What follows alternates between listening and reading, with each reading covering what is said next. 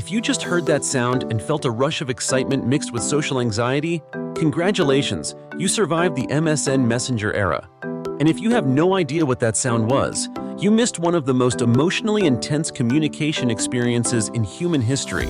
From 2001 to 2009, MSN Messenger wasn't just a chat program, it was the social operating system for an entire generation. It was where we learned how to flirt, how to fight, how to express ourselves, and how to navigate the complex social hierarchies of teenage life. But here's what most people don't realize. MSN Messenger didn't define the 2000s because it was the best chat program available. AOL Instant Messenger was more popular in America. Yahoo Messenger had better features. ICQ had been around longer and was more stable. So why did MSN Messenger become the defining communication tool of an entire decade? Why did an entire generation organize their social lives around a Microsoft chat program? Why did seeing someone appear offline feel like a personal betrayal that could ruin your entire day?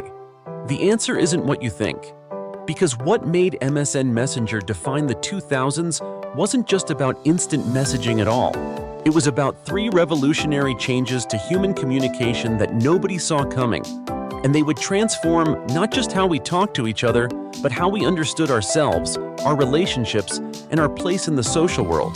But before we understand why MSN Messenger became so powerful, we need to understand just how terrifying communication was before it existed. To understand why MSN Messenger defined the 2000s, we need to go back to 1999, when talking to your crush required more courage than most people could muster, and social rejection was a face-to-face humiliation that could haunt you for years. If you wanted to talk to someone you liked, you had exactly 3 options, and they were all terrifying. You could call them on the phone and risk their parents answering, or worse, getting their voicemail and having to leave an awkward message that they could replay and analyze with their friends. You could talk to them in person and risk public rejection in front of everyone you knew.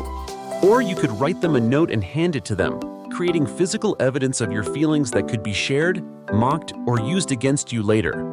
Every romantic interaction was high stakes, high risk, and completely public. There was no way to test the waters, no way to flirt safely, no way to express interest without putting your entire social reputation on the line. And then in 2001, Microsoft launched MSN Messenger, and suddenly everything changed. For the first time in human history, you could have private, real-time conversations with anyone, anytime, without the social pressure of face-to-face interaction or the formality of phone calls. You could flirt without commitment, express feelings without consequences, and most importantly, you could control exactly how you presented yourself to the world. But MSN Messenger's first revolutionary change wasn't just about making communication easier. It was about making communication performative. Before MSN Messenger, your personality was just your personality. You were who you were, and people either liked it or they didn't. But MSN Messenger introduced something that had never existed before, the display name. Your display name wasn't just identification. It was advertisement, poetry, and social signaling all rolled into one. You could be Sarah loves Jake to publicly declare your relationship status. You could be Mike is so over drama to passive-aggressively address recent conflicts.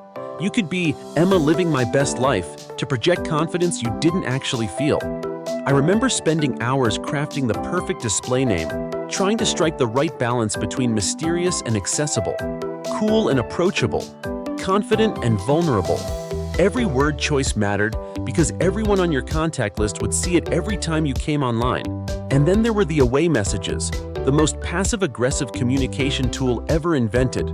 Away messages were supposed to tell people you weren't available to chat, but they quickly became a way to communicate with specific people without actually talking to them. Going out with real friends tonight was clearly directed at someone who had recently betrayed you. Some people need to learn what loyalty means was a public call-out disguised as a general observation. The genius of away messages was that they created plausible deniability. You weren't talking about anyone specific, you were just sharing your thoughts. But everyone knew exactly who you were talking about, and the person you were targeting knew it too. But MSN Messenger's second revolutionary change was even more profound.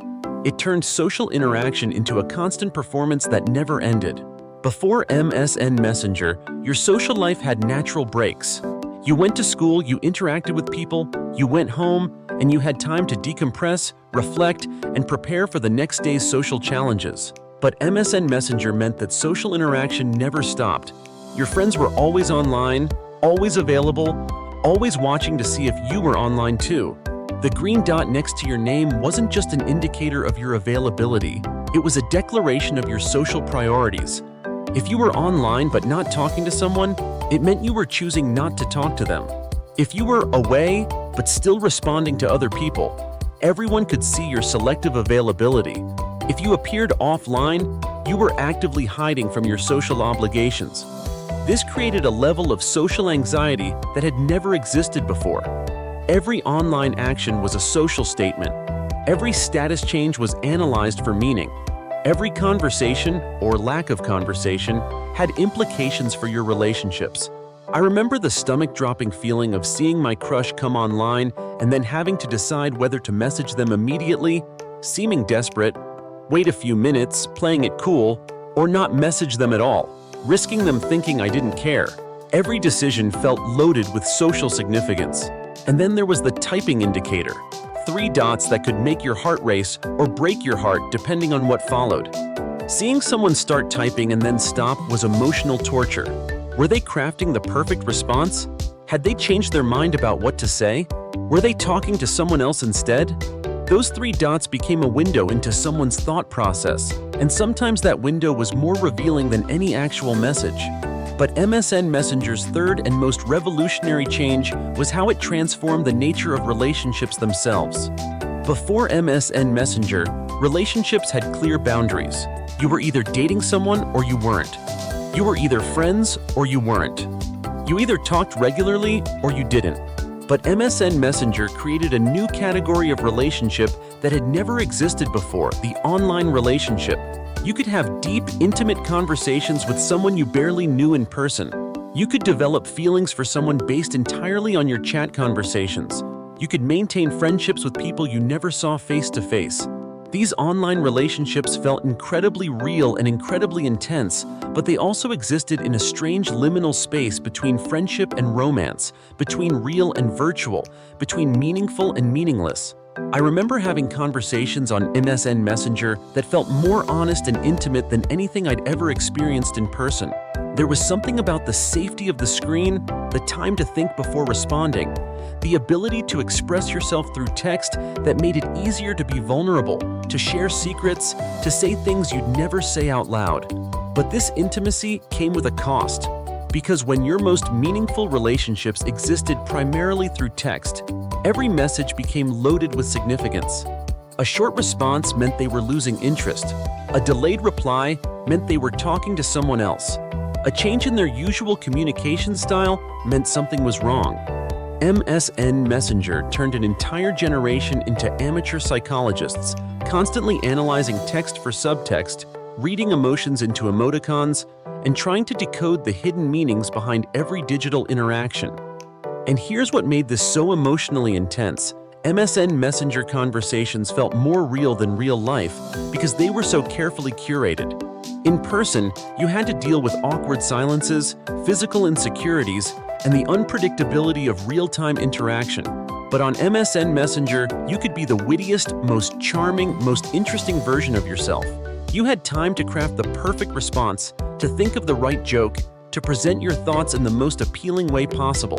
This created relationships that felt incredibly intense, but were also fundamentally artificial.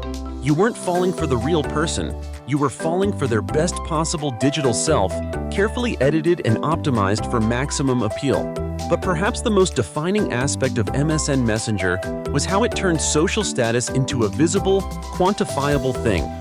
Your contact list wasn't just a list of people you could talk to, it was a public display of your social network. The number of people online when you signed in was a measure of your popularity. The speed with which people responded to your messages was an indicator of your social value. And everyone could see everything. They could see who was talking to whom, who was ignoring whom, who was in relationships, and who was single. MSN Messenger turned social dynamics that had previously been private into public performances that everyone could observe and judge. This created a level of social pressure that was unprecedented in human history. Your entire social life was on display constantly for everyone to see and analyze. Every interaction was a performance. Every relationship was public. Every social choice had visible consequences. And here's what made MSN Messenger so addictive. It gave you the illusion of control over your social life while actually making you more vulnerable than ever before. You could craft the perfect message, choose the ideal display name, control your online status, and curate your digital personality. But you couldn't control how people interpreted your messages, how they responded to your carefully crafted persona, or how they used your vulnerability against you. MSN Messenger defined the 2000s because it was the first technology that promised to make social interaction easier while actually making it infinitely more complex. It gave us new ways to connect while creating new ways to be heard. It offered intimacy while demanding performance. It provided control while increasing anxiety. For an entire generation, MSN Messenger was where we learned how to be human in a digital world. We learned how to express ourselves through text, how to read emotions through screens, how to maintain relationships across distances, and how to navigate the complex social dynamics of online communities. We also learned how to be hurt in new ways, how to feel rejected through silence, how to experience jealousy through status updates, and how to have our hearts broken by someone we'd never actually met in person. Looking back now, it's clear that MSN Messenger was a training ground for the social media world we live in today. The display names became Facebook statuses. The away messages became Twitter posts. The constant performance became Instagram stories. But there was something pure about MSN Messenger that we've lost in the age of social media. It was intimate in a way that public platforms can never be. It was personal in a way that algorithmic feeds can never replicate. It was real in a way that curated profiles can never achieve. MSN Messenger conversations felt like secrets shared between friends, even when they were just casual chats about homework or weekend plans. There was something magical about that green dot appearing next to someone's name, knowing they were there, available, ready to talk to you and only you. Sure, we have better communication tools now. We have video calls, voice messages, group chats, and social networks that connect us with people all over the world. But we'll never have what MSN Messenger gave us, that first taste of digital intimacy, that initial experience of falling in love through a screen, that original thrill of crafting the perfect message and waiting to see how someone would respond. MSN Messenger defined the 2000s because it was the first technology that made us feel like we could be anyone, say anything, and connect with everyone, while simultaneously making us more anxious, more vulnerable, and more dependent on digital validation than any generation before us. And honestly, we loved every terrifying, exhilarating, heartbreaking minute of it. If this brought back memories of your own MSN Messenger drama, please subscribe to the channel and check out the videos on your screen. There's so much more 2000s nostalgia to explore together.